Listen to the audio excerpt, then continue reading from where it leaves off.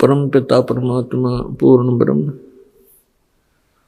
सर्वश्रेष्ठी रचनहार कबीर परमेश्वर कबीर देव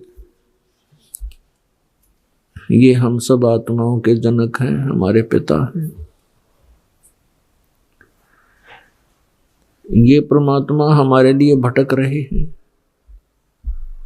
क्योंकि हमने गलती की थी। उस गलती के कारण हम ऐसे स्थान पर आ गए, यहां से वापस जाना हमारे बस से बाहर की बात है। यहां से बाहर समर्थ ही निकाल सकते हैं। समर्थ केवल परमात्मा ही है। परमेश्वर कबीर देव हैं, ये समर्थ हैं, बाकी सभी जीव संज्ञा में। उस समर्थ के सहारे ही हम वापस जा सकते हैं। उस समर्थ ने आकर के हमें यहां से वापस जाने की विधि बताने की चेष्टा की, लेकिन हम बालकपन में, अनजानपने में और काल के संतों पंथों महंतों द्वारा भ्रमित हो जाने के कारण हम परमात्मा को पहचान नहीं पाते, और उस परमात्मा को ना पहचान कर हम उसकी उंगली नहीं पकड़ते। हम काल के जाल में रह जाते हैं। वो परमात्मा यहाँ चारों युगों में आते हैं और प्रत्येक युग में वो ऐसी लीला करते हैं और उन लीलाओं की जानकारी जो भगवान किया करता है हमारे सदग्रंथ पवित्र वेद बताते हैं, और अन्य जो ग्रंथ बने हैं जैसे पवित्र 18 पुराण, ये अनुभव है उन ऋषि महर्षियों का जिनको परमात्मा प्राप्ति हुई नहीं। और जैसे संतों की वाणी है जिनमें कौन कौन से संत हैं जिनको परमात्मा प्राप्ति हुई है और उनके विषय में दास को जानकारी है। आदरणीय धर्मदास साहिब जी, आदरणीय मलुकदास साहिब जी, आदरणीय नानक साहिब जी, आदरणीय दादू दास साहिब जी, आदरणीय गरीबदास साहिब जी, गांव छुरानी, जिला दद्दर, हरियाणा प्रांत वाले, आदरणीय गीसा दास साहिब जी, गांव खेखड़ा, जिला मेरठ, उत्तर प्रदेश, भारत वाले। इन महापुरुषों के जो अमृत वचन हैं ये परमात्मा प्राप्त हंस हैं, परम हंस हैं। इनके जो वचन हैं और जो वेदों के कथन हैं और जो श्रीमद् भगवत गीता का जो वर्णन है, इन सब का एक मेल है, क्योंकि पवित्र श्रीमद् भगवत गीता पवित्र चारों वेदों का ही सारांश है। और पवित्र कुरान शरीफ, पवित्र बाइबल, ये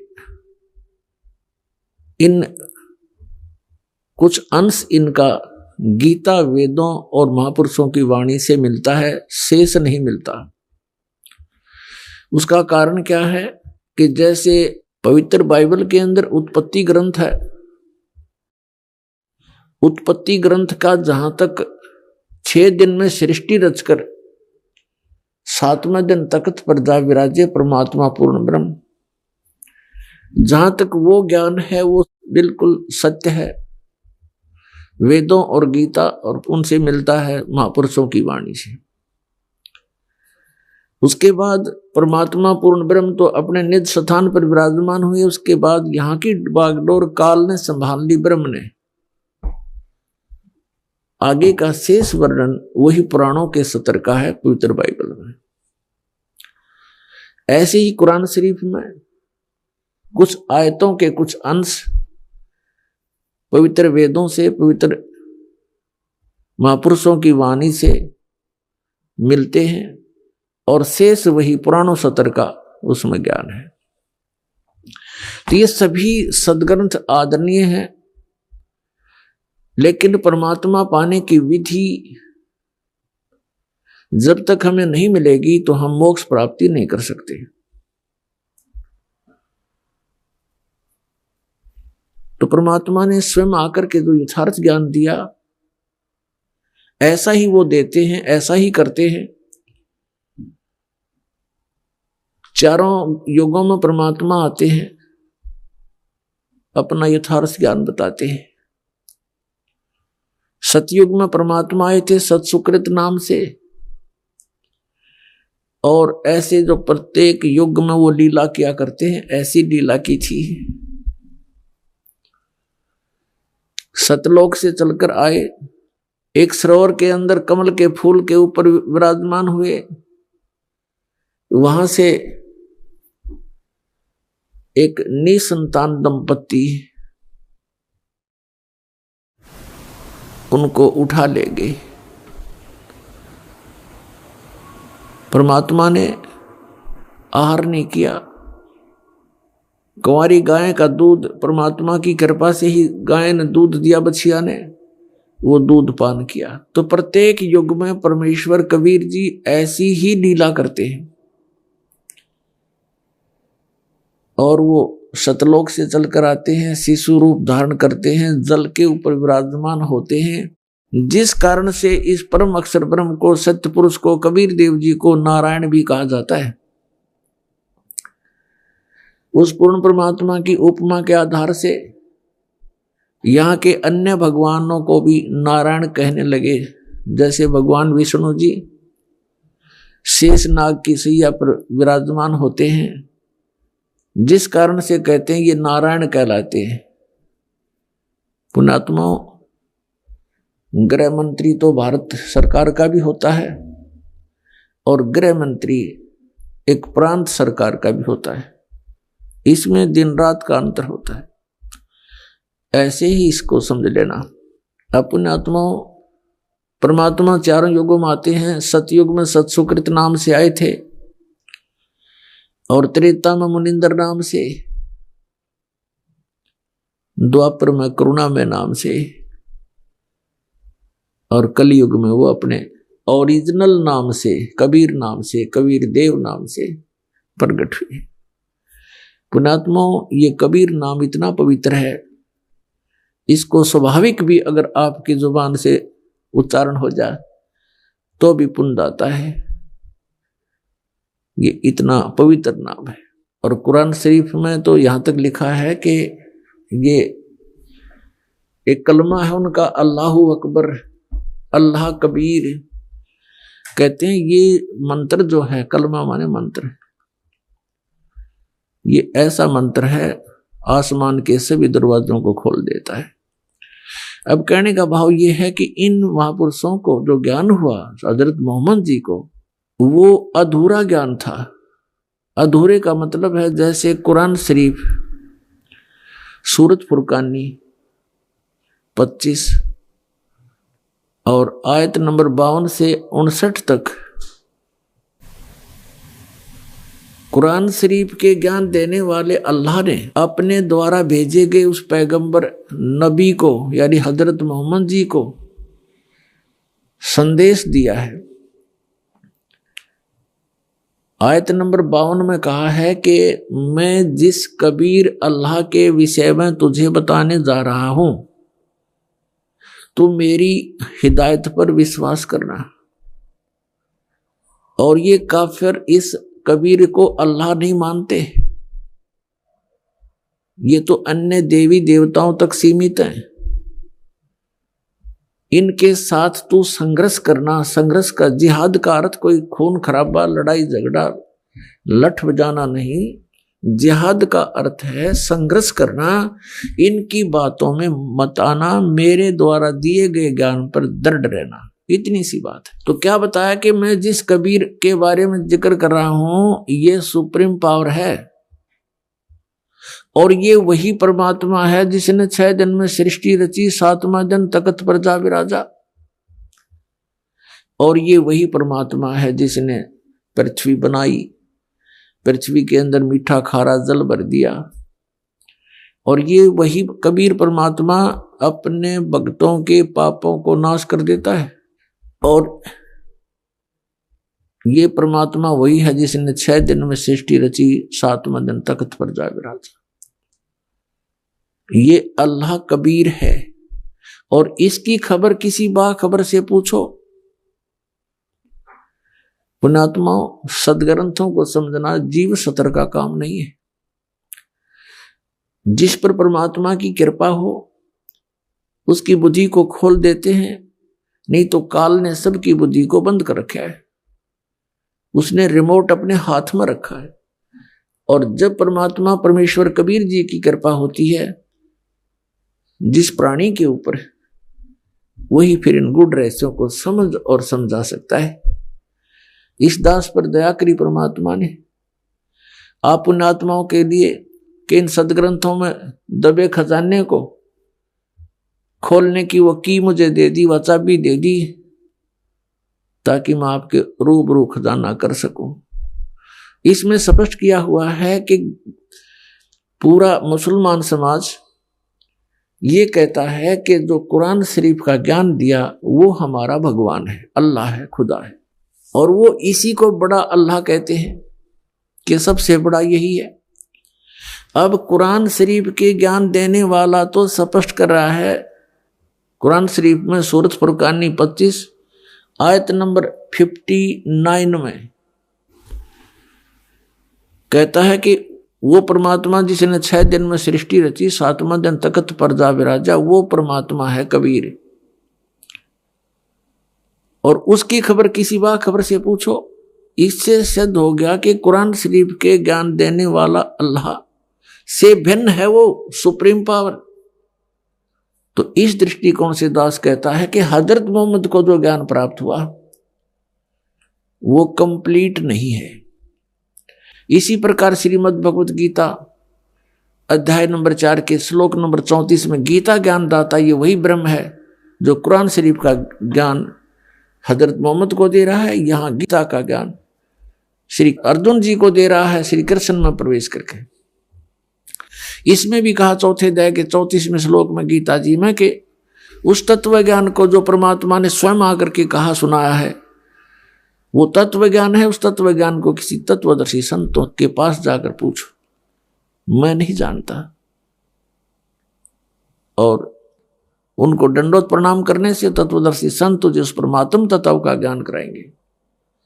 अपने विषय में कहता है 2 अध्याय के 12वें श्लोक में गीता ज्ञान दाता, 4थे अध्याय के 5 और 9 श्लोक में, और 10वें अध्याय के 2 श्लोक में अर्जुन तेरे और मेरे बहुत जन्म हो चुके, तू नहीं जानता मैं जानता हूं। इसे सिद्ध हो गया कि गीता ज्ञान दाता नासवान है, ये कंप्लीट गॉड नहीं है। ये स्वयं कह रहा 18वें अध्याय के 62वें श्लोक में कि तू सर्वभाव से उस परमेश्वर की शरण में जा, उसकी कृपा से ही तू परम शांति को और सनातन परम धाम को प्राप्त होगा। तो इति सिद्धम के गीता ज्ञान दाता से अन्य कोई और सुप्रीम पावर है।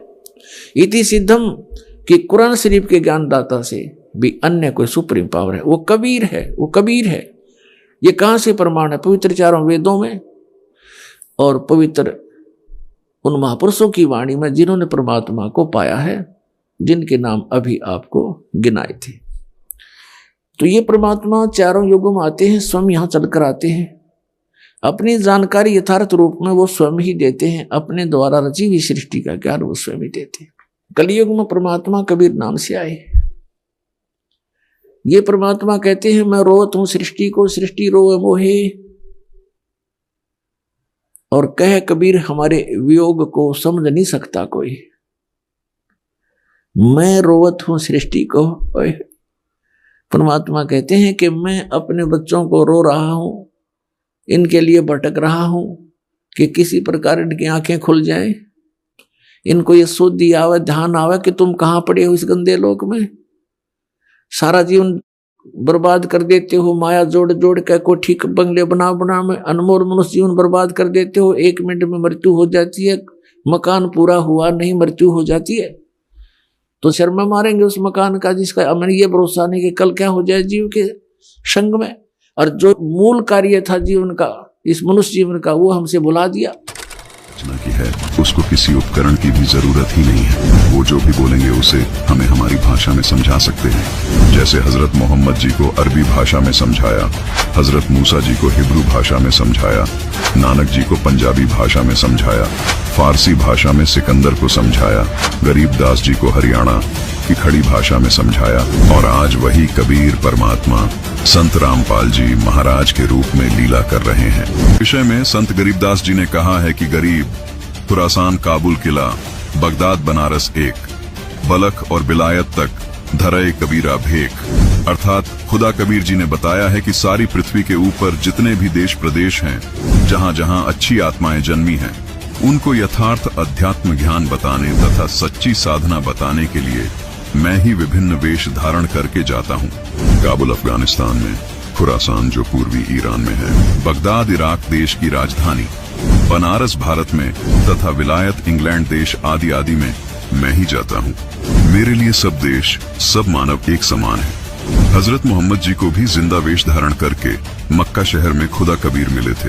इब्राहिम सुल्तान अधम को बलख बुखारा शहर इराक देश में अरबी भाषा में वही ज्ञान बताया। एक रूमी नाम के मौलवी को भी अरबी भाषा में ज्ञान दिया। आइए इसे इस वीडियो के जरिए समझते हैं। रूमी शहर कोन्या टर्की देश की मस्जिद के सबसे बड़े मौलवी थे और मुसलमान धर्म का प्रचार प्रसार किया करते थे, और उनके बहुत से शागिर्द थे।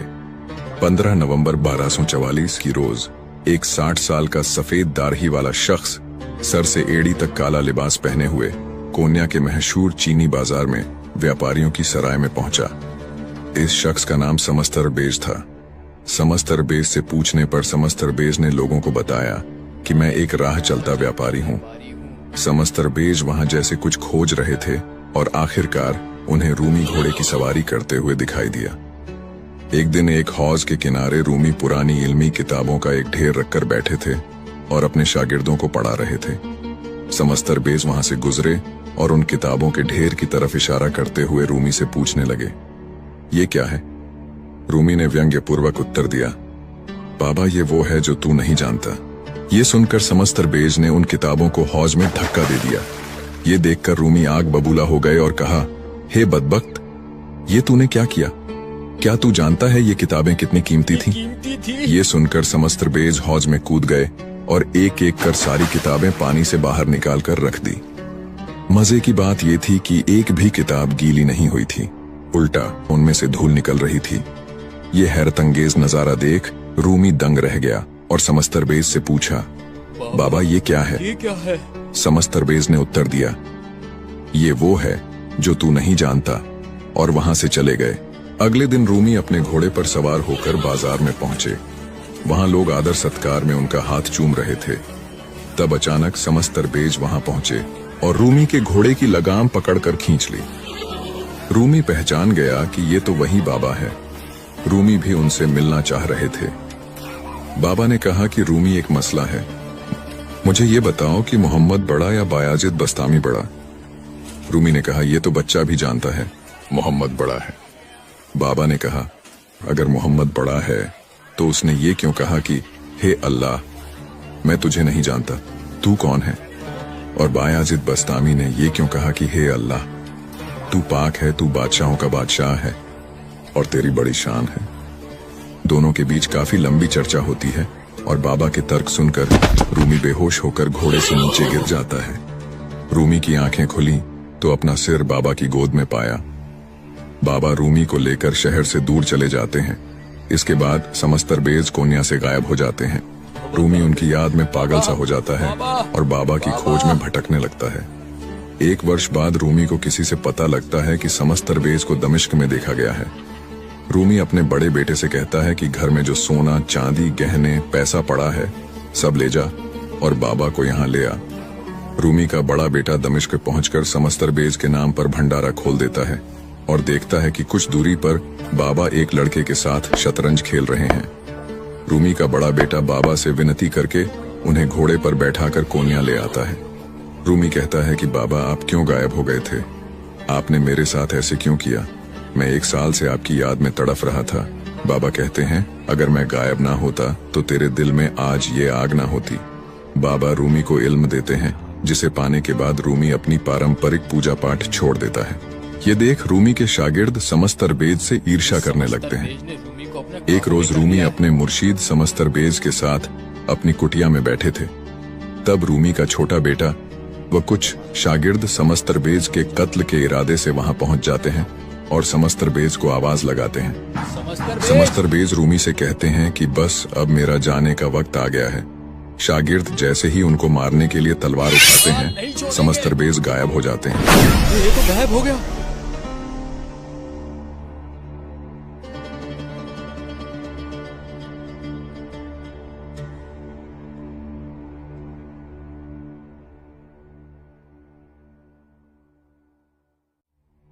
रूमी विश्व के जाने माने कवि हैं और कबीर साहिब जी के बाद दूसरे नंबर पर आते हैं। पश्चिमी देशों में रूमी काफी मशहूर हैं। रूमी की कविताएं अमेरिका में सबसे ज्यादा बिकती हैं। रूमी की रचनाएं मनसनवी और दीवाने कबीर को मौलाना संग्रहालय कोन्या तुर्की में रखा गया है। रूमी की मजार कोन्या तुर्की में स्थित है। उसी के साथ रूमी के मुर्शीद समस्तरबेज की भी कृत्रिम कब्र बनी हुई है। हर साल पूरे विश्व से लाखों लोग रूमी की मजार का सजदा करने जाते हैं और हैरत की बात यह है कि मुसलमानों से ज्यादा गैर मुसलमान जाते हैं। वास्तव में अल खिज्र उर्फ अल कबीर ही समस्तरबेज की भूमिका निभा रहे थे। कबीर साहिब जी अपने सिद्धांत अनुसार पाक आत्माओं को मिलते हैं, जिनमें गरीब दास, मुलुक दास, दादू दास, धर्मदास शामिल है। रूमी को भी समस्तरबेज के रूप में कबीर साहिब ही मिले थे और उनकी आन उपासना छुड़वाकर उन्हें सच्चे अल्लाह की इबादत पर लगाया था, जिसका जिक्र हमें रूमी की लिखी किताब दीवाने कबीर में देखने को मिलता है।